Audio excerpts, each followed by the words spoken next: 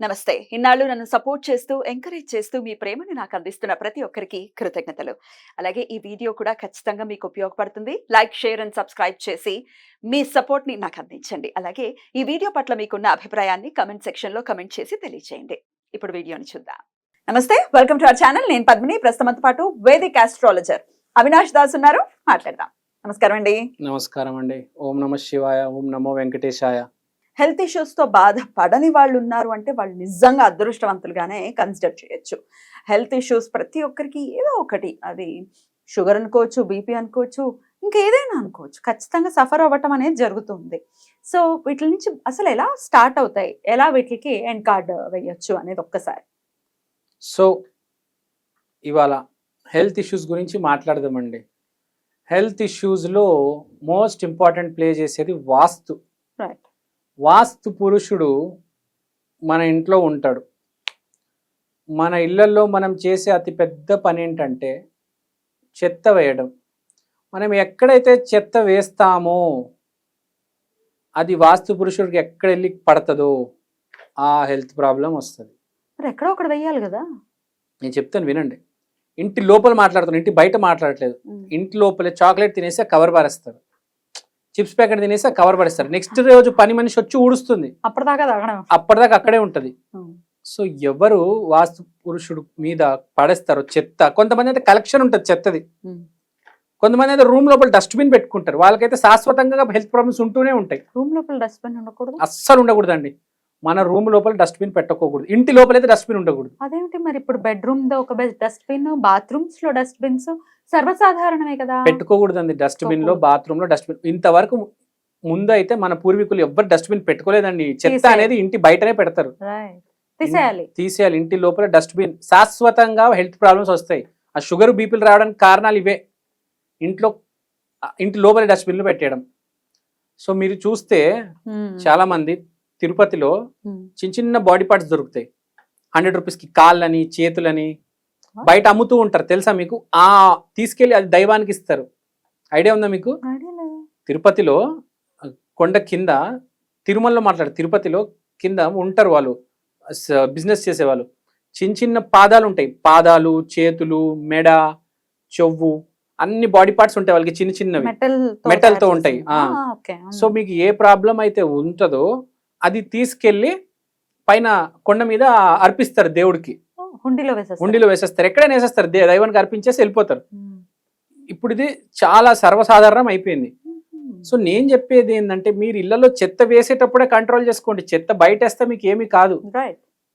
చాలా మంది వదిలేస్తున్నారు. ఇప్పుడు మరి అపార్ట్మెంట్ కల్చర్ లోనే ఉన్నామండి మనం, బయట పెట్టడానికి లేదు.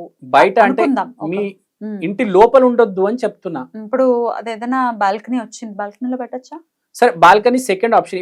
ఇంటి బయట పెట్టుకుంటే మంచిది. బాల్కనీ ఇంకా మీరు సెకండ్ ఆప్షన్, ఇంకా సరే ఓకే అట్లా. సో నేను చెప్పేదంటే మెయిన్గా ఇల్లు లోపల చెత్త వేసుకోవద్దు. సో ఈ వాస్తు పురుషుడి మీద ఎందుకు వేయడం? ఇవాళ ప్రతి ఇంట్లో హెల్త్ ప్రాబ్లమ్స్ ఉన్నాయి. రీజన్ ఏంటంటే అదే చిప్స్ ప్యాకెట్లు, చాక్లెట్ కవర్లు, ఈ కవర్లే ప్లస్ చెత్త ఊడబడి ఎప్పటికప్పుడు చెత్త ఊడుస్తూ ఉండాలి. పొద్దున ఒకసారి, సాయంత్రం కూడా. బాగా మట్టి ఉంది, తీసేయడం బెటర్. రేపు పొద్దున పని మనిషి వస్తుంది, క్లెన్జీగా ఉండాలి. ప్లస్ సింక్ లో కూడా అంట్లుంటాయి, ఎంగిలివి, అవి కూడా తోమేస్తే బెటర్ ఎప్పటికప్పుడు. అది అందరికీ సాధ్యపడేది కాదు కానీ తోమేస్తే బెటర్. మెయిన్ గా నేల మీద అయితే ఉండకూడదు. నేల మీద ఎంగిలి గిన్నెలు ఉండకూడదు, పిచ్చి కవర్లు ఉండకూడదు, చెత్త ఉండకూడదు. మీరు గిన్నెలు కడగలేరు, ఓకే, అండర్స్టాండ్. కానీ కనీసం సాయంత్రం ఒక ఊడవగలరు కదా, ఒక 4కో 5కో ఊడ్చేయండి. సంధ్యాకాలం లోపల ఒకసారి ఊడ్చేయండి అంట నేను. సో చాలా ఇంపార్టెంట్. నేల మీద చెత్త ఉండొద్దు, కవర్లు పడేసి అలా వదిలేయకండి. ఏ తింటే దాన్ని డస్ట్బిన్ లో వెయ్యండి. చాలా ఇంపార్టెంట్. ఎక్కడ చెత్త పడుతుందో అక్కడ అనారోగ్యం వస్తుంది. ఇవాళ ప్రతి ఇంట్లో అనారోగ్యం సమస్య ఉంది. ఫస్ట్ అనారోగ్యం సమస్య కొట్టేది పెద్దవాళ్ళకి. ఇమ్యూనిటీ వీక్ ఉంటుంది. మీరేస్తే మీ పెద్దవాళ్ళకి ప్రాబ్లం వస్తుంది. సో ఇంట్లో ఎప్పటికప్పుడు క్లీన్ చేస్తూ ఉండండి. షుగర్ వస్తుంది అని అంటే ఎక్కడ మనం పొరపాటు చేస్తున్నాం అనుకోవచ్చు. షుగర్ వేస్తుంది అంటే పొరపాటు చాలా సింపుల్. షుగర్ తింటాం అలా కాదు.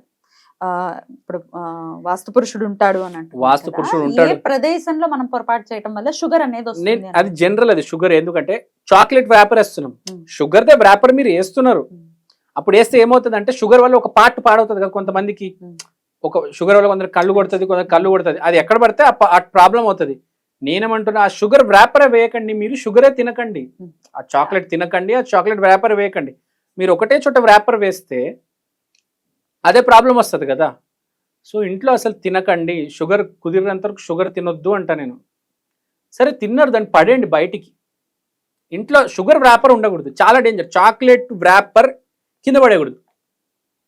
అది మాత్రం వేరే వ్రాపర్ ఏదో పడేసారంటే అనుకుందాం, చాక్లెట్ ఇంకా స్వీట్ దేంట్లో అయితే ఉంటుందో అది మాత్రం కింద పడేయవద్దండి. మెయిన్గా చాలా ఇంపార్టెంట్. అలా ఫ్రూట్స్ తినేశారు, ఆ ప్లేట్ అక్కడే నేల మీద వదిలేసి వెళ్ళిపోతారు, సినిమాకి వెళ్ళిపోతారు, తర్వాత వస్తారు, అది అప్పుడు దాకా అక్కడే ఉంటుంది వాస్తు పురుషుడి మీద. నేల మీద ఏది వేయొద్దు. టేబుల్ మీద పెట్టారంటే ఒకటి అర్థం ఉంది, నేల మీద ఏది పడేయొద్దు. ఇల్లు క్లీన్గా ఉంచండి. షుగర్కి సంబంధించిన ఐటమ్స్ ఏదైనా చెత్తబుట్టలో వేయండి అయిపోయిన తర్వాత. దాన్ని వదిలేవద్దు, షుగర్ అయినా సాల్ట్ అయినా. సో రూమ్ కో చెత్తబుట్ట పెట్టుకుంటామంటే కుదరదు, చెత్తబుట్ట అవుతుంది అని అంటున్నాం. కరెక్ట్. ఏం లేదు, శాశ్వతంగా పర్మనెంట్ ప్రాబ్లమ్స్ వస్తాయి, టెంపరీ కాదు. ఎందుకు వచ్చిన తలకాయ నొప్పి అది. మీరు అన్నట్టుగా పూర్వం రోజుల్లో ఇల్లుకి దూరంగా యార్డ్స్ ఉండేవి, బ్యాక్ యార్డ్స్ ఉండేవి మనకి. చక్కగా అక్కడెక్కడ ఉండేవి కదా చెత్త వేసుకునే ప్రదేశము, బాత్రూమ్స్ కూడా చాలా దూరం ఉండేవి. ఇప్పుడేమో అన్ని ఒక దగ్గరకు వచ్చేసింది, బాత్రూమ్స్ అక్కడే, చెత్తబుట్టలు అక్కడే, మనం పడుకునేది అక్కడే, తినేది అక్కడే.